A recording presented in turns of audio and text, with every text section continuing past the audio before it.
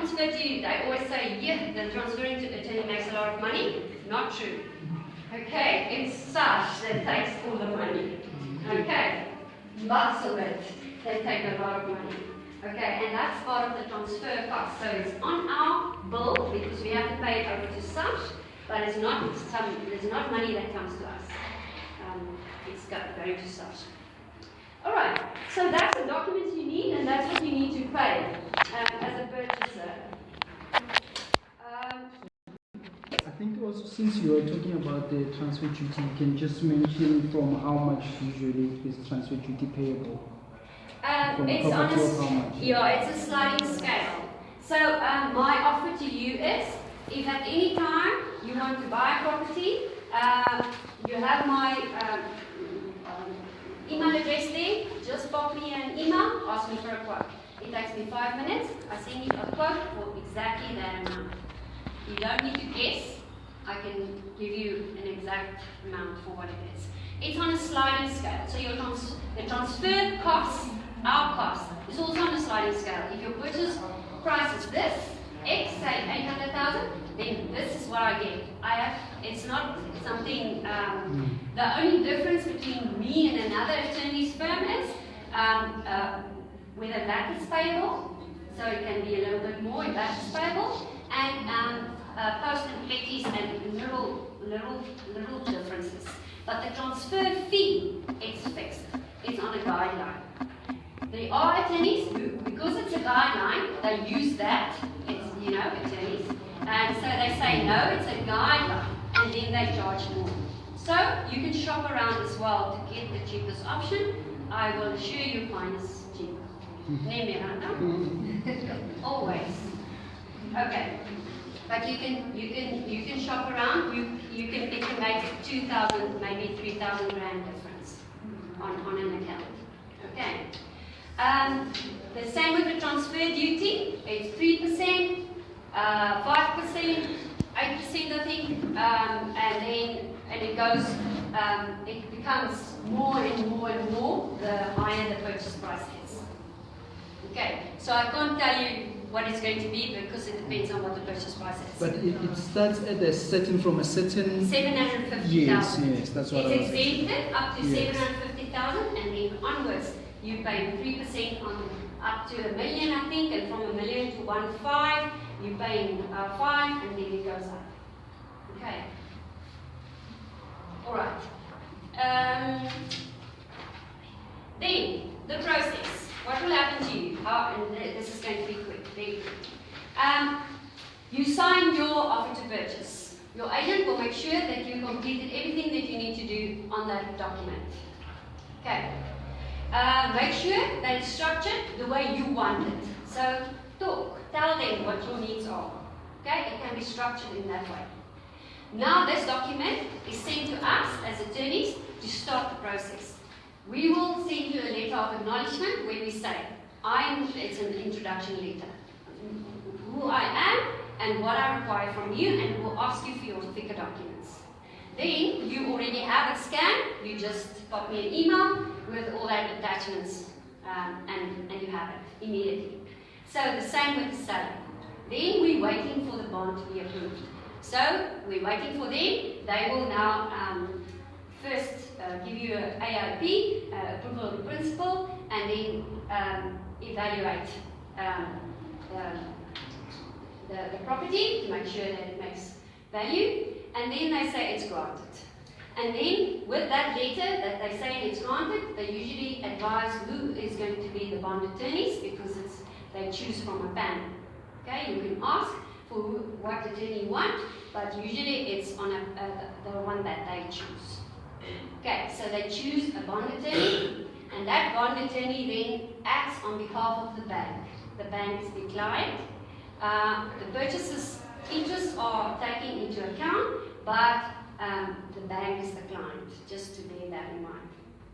Okay, so what will happen then is, I wait for the grant, and that when they tell me it's granted, in the meantime I've done your FICA, and once they tell me all the conditions of the transaction has been fulfilled, that means that the loan has been granted, we can now proceed. And then we request bond cancellation figures on behalf of the seller, we get the tronic clearance figures, we get the levy clearance figures if it's a sectional title, and when we have all these figures, we will draft the documents and we will send, and this can happen in a week, 2 weeks time after the bond is granted. We will contact you and say, listen, the documents is now being drafted and we want to make an appointment with you and you sign the documents, the transfer documents. Okay. In the same time, we have also requested bond cancellation figures because remember on that property there's already existing bond and we need to cancel that bond. You cannot transfer property with an existing bond on it. We have to cancel it first.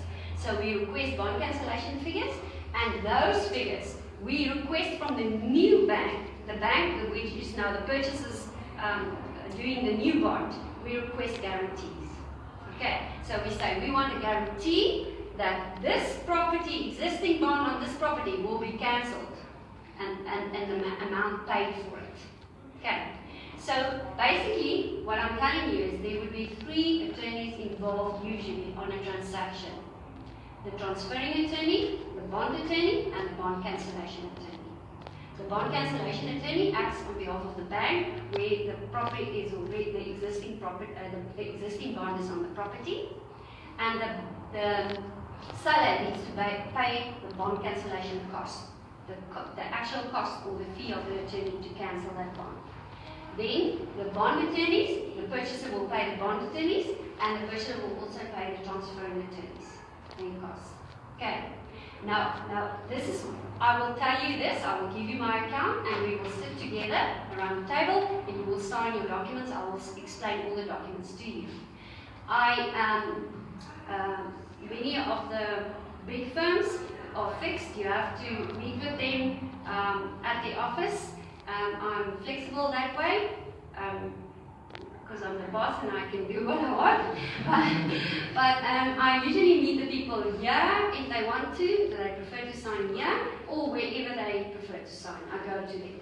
Okay, so it is, if that's a problem with the client cannot come to my office, it's too far away or whatever, then I meet with them here or wherever they choose. And we sign the documents then. Once it's been signed, I give them the accounts and I tell them what they need to pay. The seller as well as the purchaser. Both of them need to pay things. And once they've paid it, then we pay Tswani, we get the clearance certificate, we pay, say, Newport or whoever has the sectional title, we pay them. If it's a sectional title, then we get the levy clearance certificate, and we pay SARS, and we get the transfer duty receipt. And once we have all those documents together, so we have the signed documents that you sign, as well as all those clearance certificates, we are actually ready to launch, which is not supposed to be a very long process. The going rate at the moment in the market is 2 months. 2 months for a registration. Our average is 1.5 months. If everything goes well, if everyone does what they need to do and everyone pays when they must pay. In the deeds office, Pretoria Deeds Office is currently the fastest deeds office in the country. We are on 5 days coming on prep and 7 days for registration, which is very fast.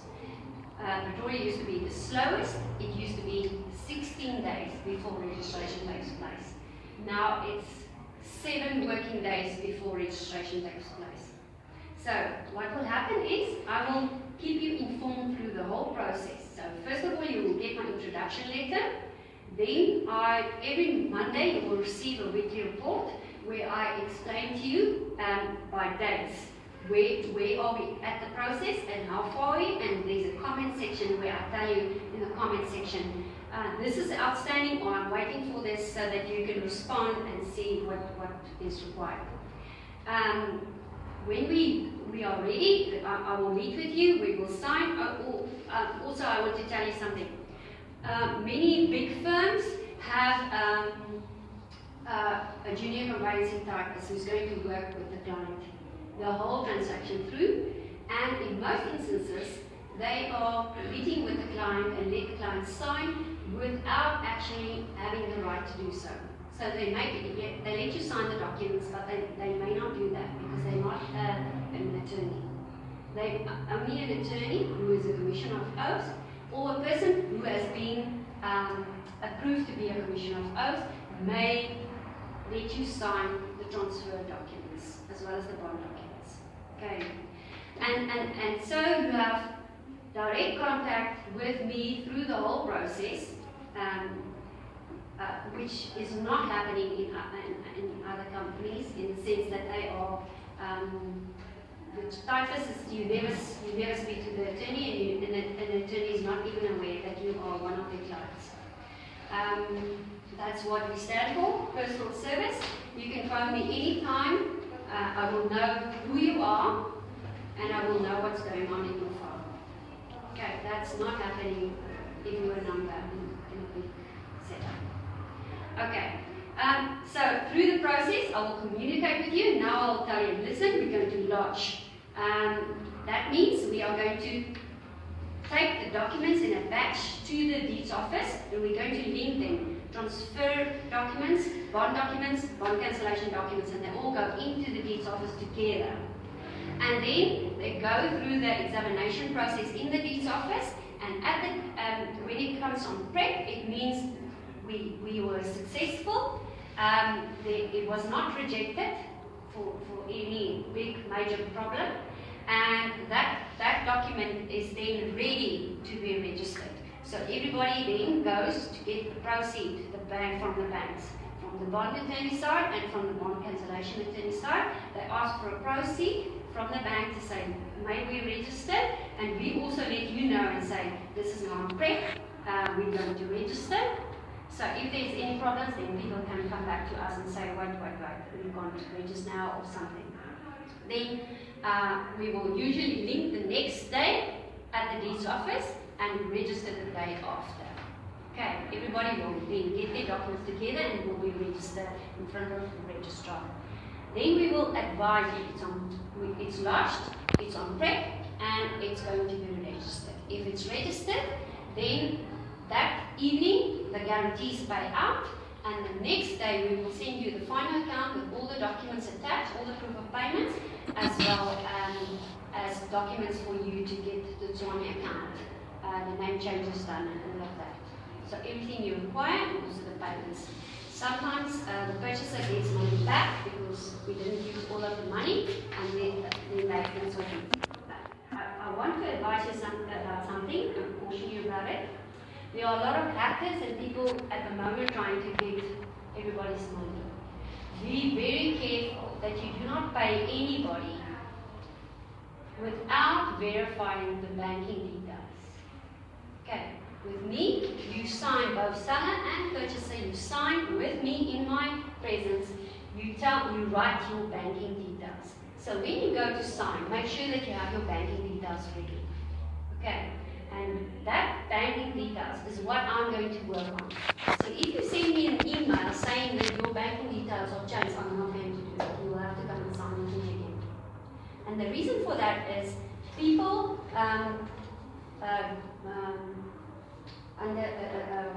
intercept the emails, and then especially Gmail accounts. Be very careful of Gmail accounts.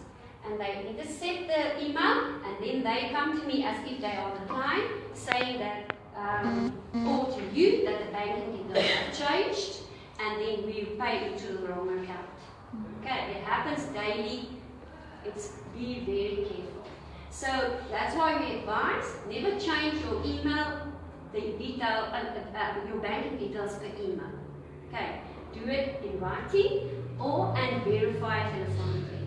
So I will never tell any of my clients that my banking details have changed by email. If that happens to you, if somebody tells you the banking details have changed, phone them and make sure that it's happening. Okay, just a word of caution. It's happening daily. Am I right? Yes, on a daily basis. Okay, that's in short the process, what we do, how we handle it on your behalf, and what you require to have beforehand. Any questions? Okay, thank you very much. Thank you.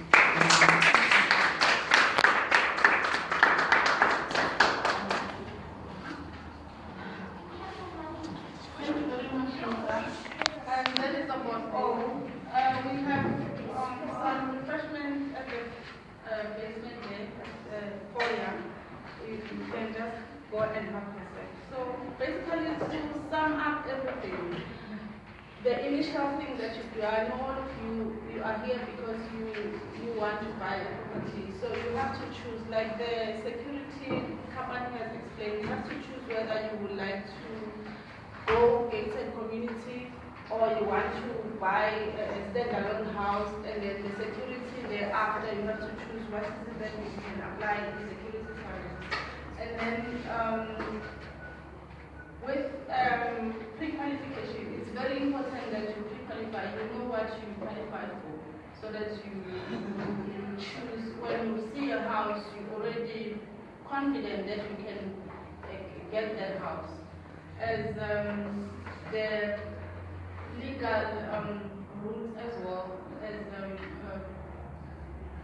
Hilda has explained. So thank you very much to come to Propertycoza to listen to what we have to say to you in terms of that. Thanks.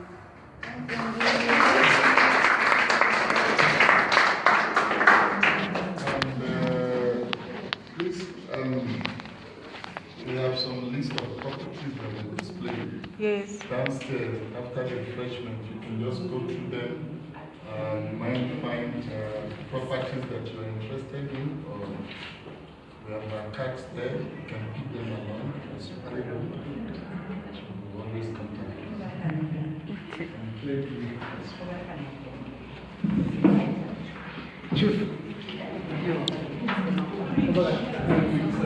We were alive at Propertycoza talking about first-time buyer. So do contact us if you want to buy a property, or if you have any question in regard with buying, or if you want to be pre-qualified, or any other question, we are here for you. Thank you. Bye, my friends.